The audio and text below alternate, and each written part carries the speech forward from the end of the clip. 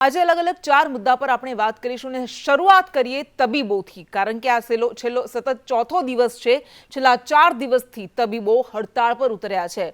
કોલકાતામાં જે 31 વર્ષીય યુવતી સાથે જઘન્ય અપરાધને અંજામ આપવામાં આવ્યો હતો, જે ક્રૂરતા આચરવામાં આવી હતી, તેના ઘટનાના પડઘા આખા દેશમાં પડ્યા છે અને ગુજરાતના ડોક્ટર્સ પણ સુરક્ષાની માંગ સાથે હડતાળ કરી રહ્યા છે. યુવતીને ન્યાયની માંગ સાથે તેઓ ધરણા કરી રહ્યા છે. પરંતુ છેલ્લા કેટલાય દિવસોથી એ ગઈકાલે મુંબઈની ઘટનાની વાત હોય રવિવારની, કે પછી આજે એલજી હોસ્પિટલની વાત કરીએ. અમદાવાદની એલજી હોસ્પિટલમાં એક તબીબ પર હુમલો કરવામાં આવ્યો છે. કેઝ્યુઅલ્ટી વોર્ડમાં દાખલ હતા દર્દી અને તેના સગાએ આ ડોક્ટર સાથે ઝપાઝપી કરી હતી. દર્દીના સગાએ ડોક્ટરનું ગળું પકડીને તેની સાથે ઝપાઝપી કરી. કેસ કઢાવવાનું કહેતા દર્દીના સગા ઉશ્કેરાઈ ગયા હતા. ડોક્ટર અને સહકર્મીને જોઈને તેમણે ધમકી આપી હતી, તેમને જોઈ લેશું તેવી ધમકી આપી અને આ મામલે મણિનગર પોલીસે કાર્યવાહી કરી છે. પરંતુ એવું નથી કે આ ઘટના પહેલીવાર બની છે. તબીબો પર દર્દી અને દર્દીના પરિજનો દ્વારા વારંવાર હુમલા કરવામાં આવતા રહે છે. કેટલાક આંકડાઓ પર પણ આપણે નજર કરીશું કે આંકડાઓ શું કહે છે અને તબીબો શા માટે સુરક્ષા માંગે છે. રવિવારની વાત છે જ્યારે મુંબઈની સિયોન હોસ્પિટલમાં એક મહિલા તબીબ પર આવી જ રીતે હુમલો કરવામાં આવ્યો હતો અને તેને લઈને ફરિયાદ દાખલ કરવામાં આવી હતી. દર્દી અને દર્દીના પરિજનો દ્વારા હુમલો કરવામાં આવ્યો હતો.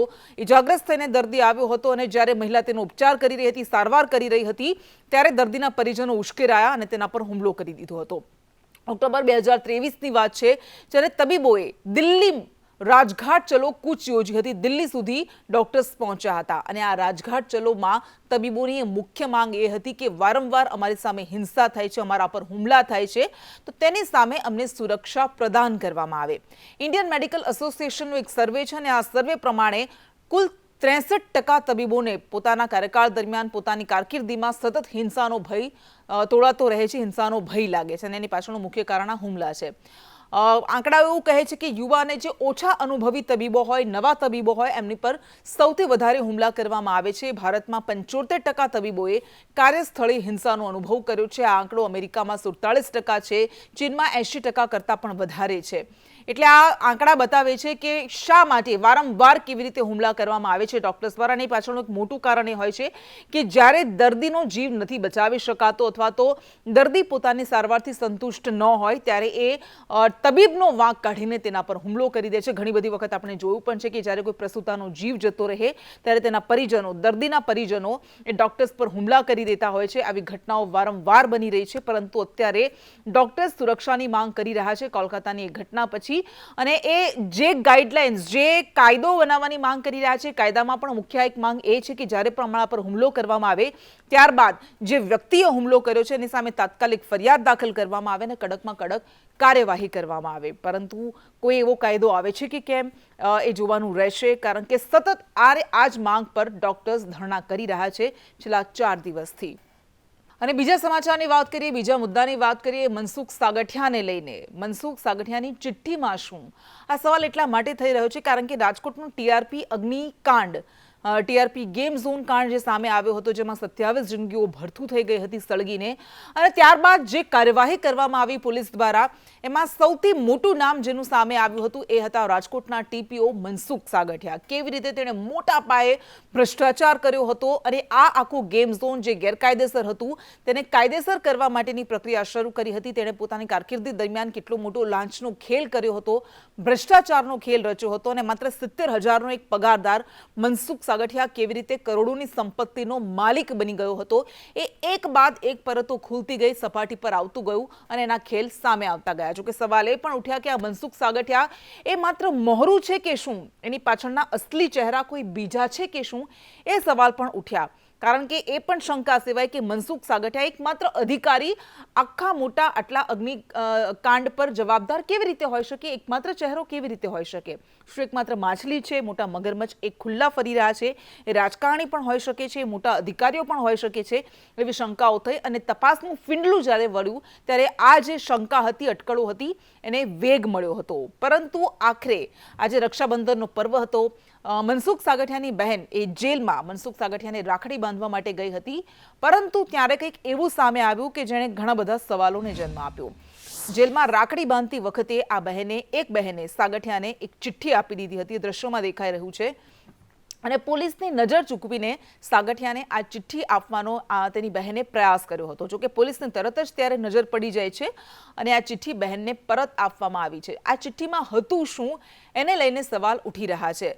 આજે જેલમાં રક્ષાબંધનની ઉજવણી કરવામાં આવી, પરંતુ આ ચિઠ્ઠીમાં શું લખ્યું હતું તેને લઈને પ્રશ્નાર્થ ઉઠી રહ્યો છે.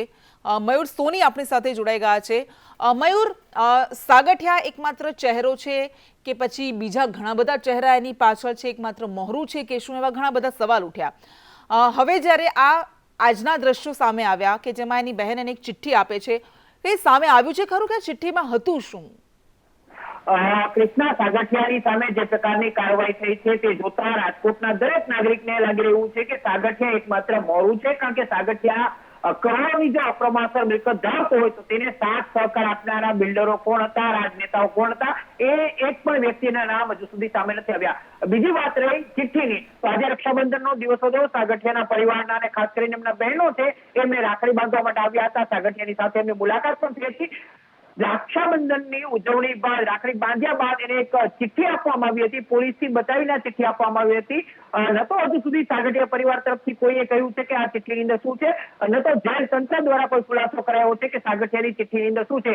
પરંતુ ચોક્કસ જે પ્રકારે અત્યારના સાગઠિયાના પરિવારના 3 લોકોએ આગોતરા માટે અરજી કરી છે, ચોક્કસ સાગઠિયાની જે કંઈ પણ કાળી કમાણી છે, સાગઠિયાના જે કંઈ પણ રાજકીય કનેક્શનો છે, સાગઠિયાએ જે કંઈ પણ કર્યું છે એને લઈને ચિઠ્ઠીની અંદર કોઈ ઉલ્લેખ થયો હોઈ શકે છે, કોઈ સંકેત પણ હોઈ શકે છે. પરંતુ ચિઠ્ઠી અત્યારે જેલના જે અધિકારીઓ છે એના કબજામાં છે.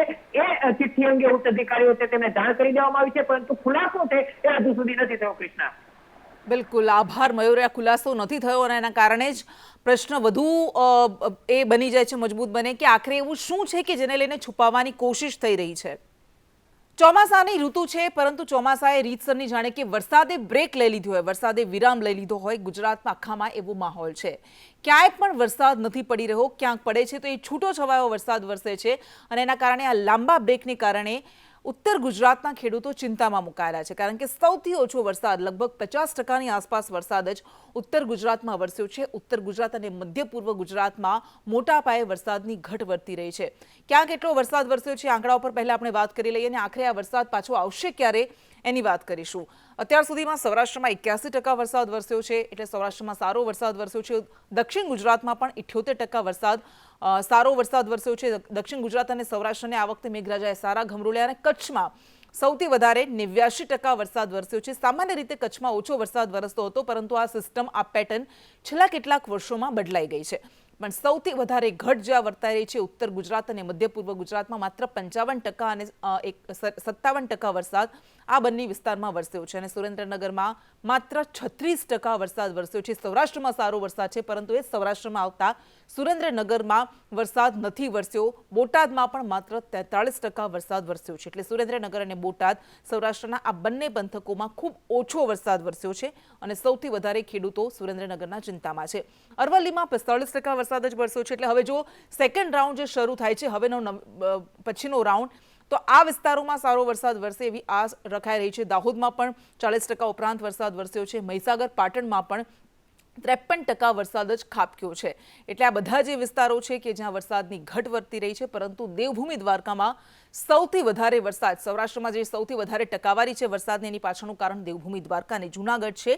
કારણ કે આ બંને વિસ્તારોમાં 154% દેવભૂમિ દ્વારકામાં વરસાદ વરસ્યો અને જૂનાગઢમાં 127% વરસાદ વરસ્યો છે. ગત વખતે પણ, ગત વર્ષે પણ, ગત ચોમાસામાં પણ આ બંને એવા જિલ્લા હતા કે જ્યાં ખૂબ સારો વરસાદ વરસ્યો હતો. પોરબંદરમાં 126% વરસાદ વરસ્યો છે અને આ એ વિસ્તારો છે, એ જિલ્લા છે કે જ્યાં વરસાદે આ વખતે ધડબડાટી બોલાવી છે. અને દક્ષિણ ગુજરાતમાં નવસારીમાં 101% વરસાદ ખાબક્યો છે. નવસારીમાં અને સુરતમાં દક્ષિણ ગુજરાતમાં સારો એવો વરસાદ આ વખતે વરસ્યો છે.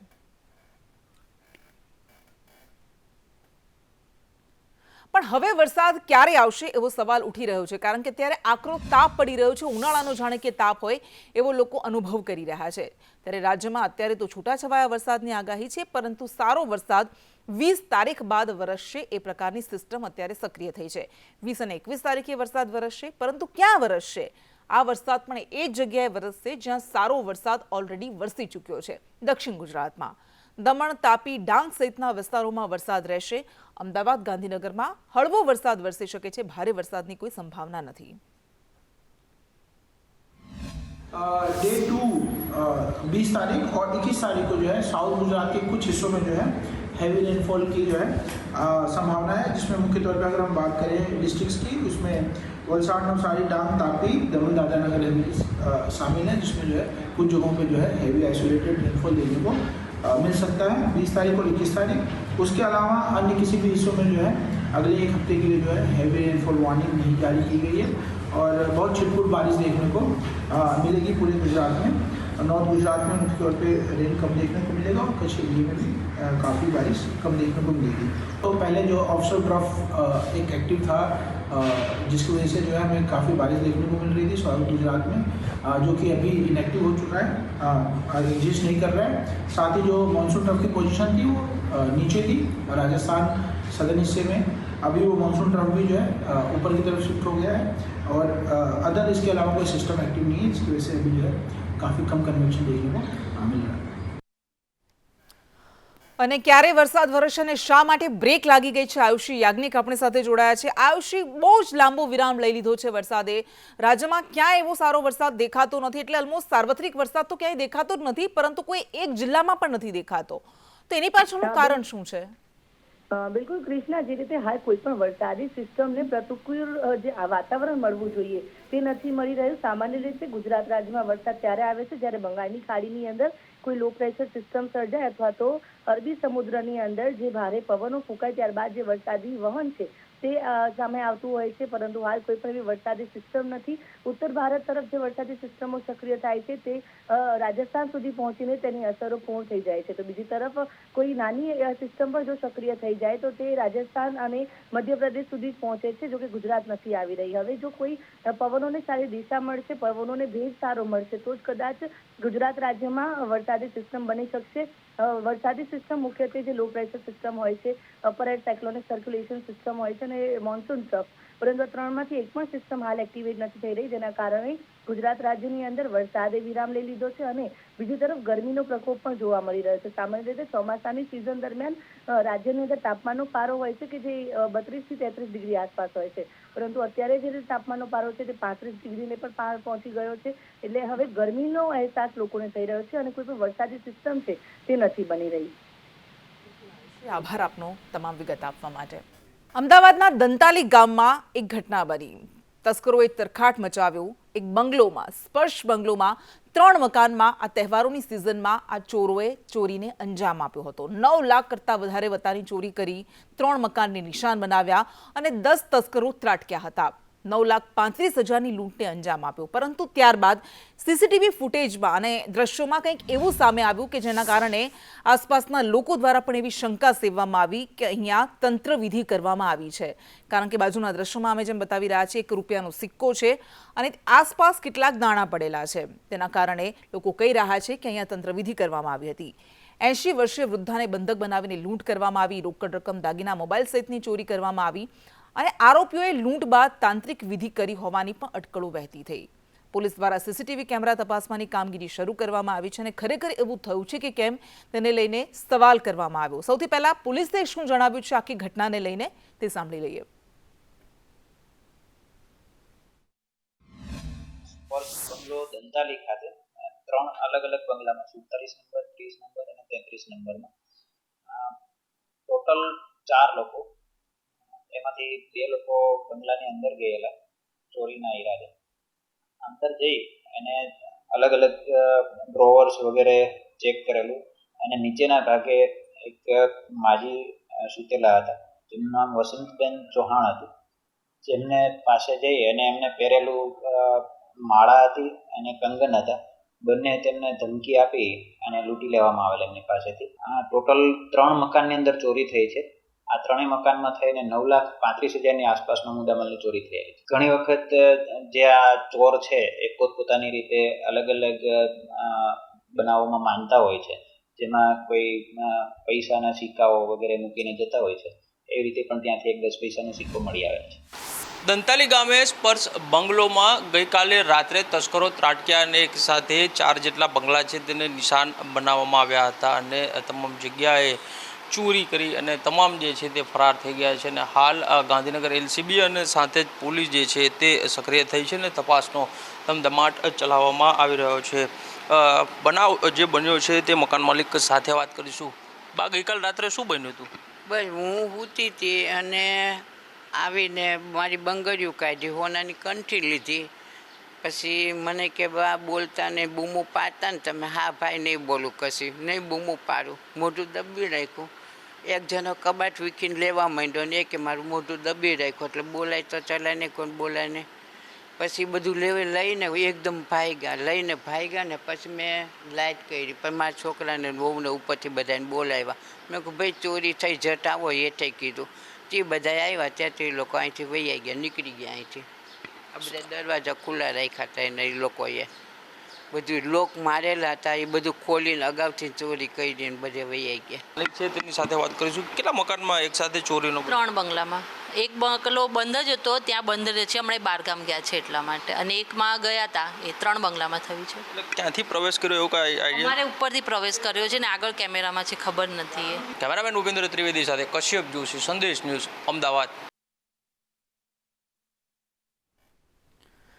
તો પોલીસ દ્વારા અત્યારે તપાસ શરૂ કરવામાં આવી છે, પરંતુ પોલીસનું એવું કહેવું છે કે કેટલાક ચોર, કેટલીક ગેંગની એવી મોડસ ઓપરેન્ડી હોય છે, કેટલીક એવી એમની ચાલ હોય છે કે જ્યારે પણ લૂંટને અંજામ આપે ત્યારબાદ તેઓ આવી રીતે પોતાની નિશાની છોડી જતા હોય છે, એવો તેમનો ઈરાદો હોય છે અને પરિણામે આવું કંઈક થયું હોઈ શકે છે. જો કે આગળ તપાસ કરવામાં આવશે ત્યારે ખુલશે કે વાસ્તવમાં શું થયું હતું. અને આ તરફ ગુજરાત રાજસ્થાન બોર્ડર પર ફાયરિંગની ઘટના સામે આવી. ઓશિનાના કાલીકર ગામે ફાયરિંગ કરવામાં આવ્યું. 60થી વધુ લોકોના ટોળાએ, અહીંયા કોઈ એક નાની એવી ગેંગની વાત નથી, પરંતુ એક ટોળાની વાત છે. 60થી વધુ લોકોના ટોળાએ રીતસરનો આતંક મચાવ્યો હતો અને ફાયરિંગથી સ્થાનિકોએ ફળિયું છોડીને ભાગી જવા માટે મજબૂર બનવું પડ્યું હતું. 2 બળદ પર ફાયરિંગ કર્યું હોવાની માહિતી હાલ સામે આવી રહી છે. પોલીસ પહોંચી ગઈ છે અને પોલીસે ઘટનાને લઈને તપાસ હાથ ધરી છે. પરંતુ ગુજરાતની આ તમામ ઘટનાઓની વાતો અમે આપની સમક્ષ મૂકી રહ્યા છે, તમામ ઘટનાના સમાચાર આપની સમક્ષ મૂકી રહ્યા છે કે જ્યાં લૂંટને અંજામ આપવામાં આવે છે, જ્યાં રીતસરનો આતંક મચાવવામાં આવે છે. વાત કરાય છે કે બિહાર, યુપીમાં જંગલરાજ છે, પરંતુ ગુજરાતમાં એવી સ્થિતિ નથી. જો કે ગુજરાતમાં પણ આવી ઘટનાઓ સવાલ ઉઠાવવા માટે મજબૂર કરે.